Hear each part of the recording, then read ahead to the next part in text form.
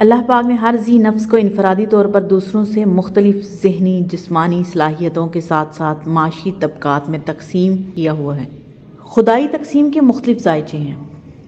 کسی کے حصے میں دولت دنیا کی فراوانی ہے اور کسی کے نصیب میں لامکانی و بے سر و سامانی ہے۔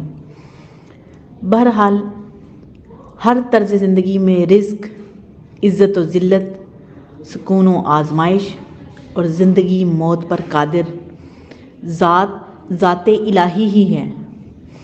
ہر انسان کو کسی نہ کسی مقصد کے لیے تخلیق کیا گیا ہے اور اس مقصد کو تلاش کرنا انسان پر منحصر ہے۔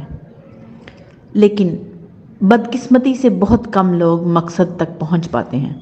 رب کائنات جب انسانوں کو دولت اور ہر طرح کی نعمتوں سے نوازتا ہے تو وہ بجائے اسے رب کی عطا جاننے کے ناشکری، بدلحاظی اور فسطائیت کا شکار ہو جاتے ہیں۔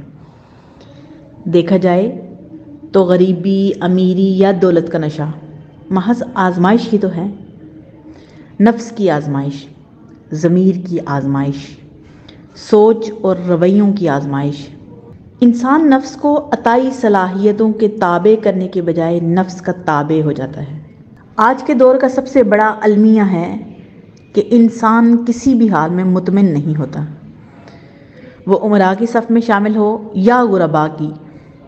خود کو بے اطمینان اور مضطرب کیفیت میں مبتلا کر کے آزمائشوں میں اضافہ کرتا ہے۔ امیروں کے لیے آزمائش ہے کہ وہ دوسرے حاجت مندوں کے لیے کس طرح آسانی کا سبب بن سکتے ہیں اور اللہ پاک کی ذات سے غافل ہونے سے خود کو بچا پاتے ہیں۔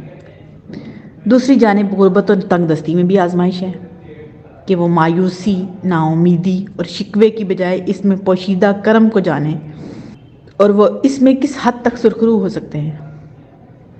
لمحہ فکریہ یہ ہے کہ ہر آزمائش کا سبب نفس کی گدائی ہے۔